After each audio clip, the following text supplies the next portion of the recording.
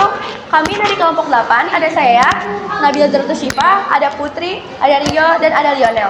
Kami mau membahas mobilisasi perempuan dan ketenagakerjaan pada masa pemerintahan Jepang di Indonesia. Pada masa pemerintahan Jepang di Indonesia, ada Fujinkai, Jigun Ianfu, dan Romusa. Itu semua akan dijelaskan oleh teman-teman saya. Mobilisasi adalah mengorganisir SDA untuk tujuan tertentu seperti pada masa penjajahan Jepang di Indonesia, kaum perempuan dimobilisasi hingga terbentuknya organisasi bernama Fujinkai pada Agustus 1943. Organisasi tersebut beranggotakan ibu-ibu dan para gadis usia 15 tahun ke atas. Di sana para perempuan dibebaskan untuk bergerak tetapi dalam pengawasan Jepang. Sebenarnya Fujinkai merupakan organisasi wanita Jepang, tetapi pada beberapa cabang terbuka untuk perempuan non-Jepang. Fujinkai diharapkan membantu Jepang untuk memberikan pengajaran kewanitaan dan memberikan solusi atas persoalan sehari-hari di kalangan masyarakat. Contohnya, saat terjadi kelaparan, ibu-ibu Fujinkai memperkenalkan makanan alternatif berupa bubur campuran, yaitu bubur Asia Timur Raya dan bubur perjuangan. Tujuan dibentuknya Fujinkai sendiri dibentuk karena ada tujuan tertentu yang menyangkut perempuan seperti satu, untuk memperjuangkan hak-hak dan kesehatan wanita yang berfokus pada kesetaraan gender, pendidikan, dan perlindungan terhadap kekerasan pada perempuan. Yang kedua, meningkatkan kesejahteraan sosial melalui bantuan amal serta program-program pengembangan komunitas. Yang ketiga, sebagai wadah pertukaran budaya antara Jepang dan negara lain dengan mengadakan acara budaya, pertunjukan seni, dan lain-lain. Yang keempat, untuk memberikan dukungan bagi pengusaha-pengusaha kecil agar setiap wanita dapat meraih kemandirian finansial. Yang kelima, untuk membangun jaringan sosial dari berbagai kelas. Kondisi perempuan yang berpartisipasi dalam Fujinkai. Anggota Fujinkai dilatih untuk membuat dapur umum dan pertolongan pertama serta diwajibkan mengikuti kerja bakti atau kinosri tanpa upah. Para perempuan itu juga dikerahkan untuk bercocok tanam menggantikan laki-laki yang dikerahkan pada urusan militer. Mereka diminta untuk mengumpulkan dana wajib berupa perhiasan, bahan makanan, hewan ternak maupun keperluan lain untuk membiayai perang. Dampak positif dari Fujinkai. 1. Dapat menyelenggarakan program-program penyuluhan kesehatan dan kebersihan. 2. Dapat mendukung pengembangan ekonomi lokal melalui pelatihan keterampilan.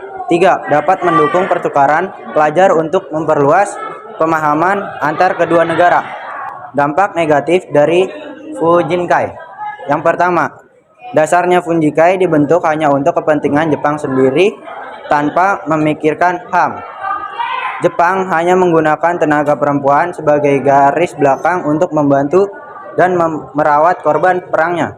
2. Organisasi Fujinkai tetap ditujukan demi kemenangan perang Jepang melawan sekutu. Selain tenaganya, harta para perempuan ini juga dikuras habis-habisan untuk membiayai perang Jepang. 3. Fujinkai juga dapat merusak kesejahteraan dan menimbulkan traumatis bagi para perempuan yang berpartisipasi di dalamnya. Jugun Ianfu. Selain ada Fujinkai yang membebaskan perempuan bergerak dan berorganisasi dalam pengawasan, ada juga Jugun Ianfu yang merupakan istilah bagi para wanita menghibur militer. Ini saat bertolak belakang dengan Fujinkai. Selain membentuk Romusa, Jepang juga mendirikan perbudakan seksual yang melibatkan wanita-wanita di wilayah yang diduduki Jepang. Jugun Ianfu sendiri bertugas memberikan layanan seksual kepada tentara Jepang. Wanita-wanita tersebut merupakan korban penipuan yang dijanjikan akan disekolahkan atau diberi pekerjaan. Nyatanya mereka diambil paksa atau diculik dari desanya, kemudian dijadikan perempuan penghibur. Jugun Ianfu tidak hanya ada di Indonesia, melainkan ada di Korea dan di Tiongkok. Nasib para Jugun Ianfu menderita penyakit fisik dan mental, mulai dari rasa trauma hingga malu. Pada Desember 1991, tiga orang mantan Jugun Ianfu di Korea bersuara dan menuntut permintaan maaf serta ganti rugi dari pemerintah Jepang.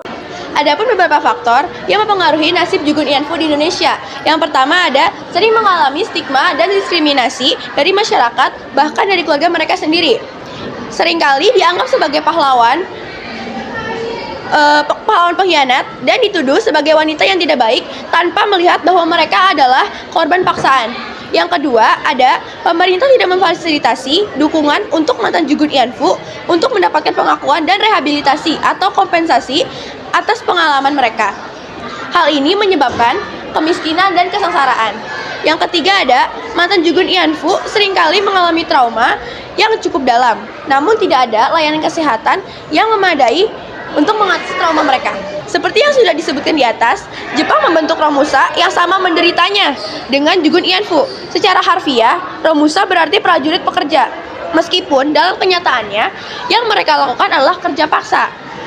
Beberapa orang di Indonesia tertipu propaganda Jepang yang akhirnya dengan mudahnya tertarik mengikuti Romusa. Ada yang dipekerjakan di daerahnya sendiri, ada juga yang dikirim ke wilayah jajahan Jepang untuk pembangunan rel kereta api atau proses pembangunan lainnya. Banyak yang tidak kembali ke kampung halamannya karena meninggal saat bekerja. Itu dia penjelasan dari kita. Kurang lebihnya mohon maaf. Wassalamualaikum warahmatullahi wabarakatuh.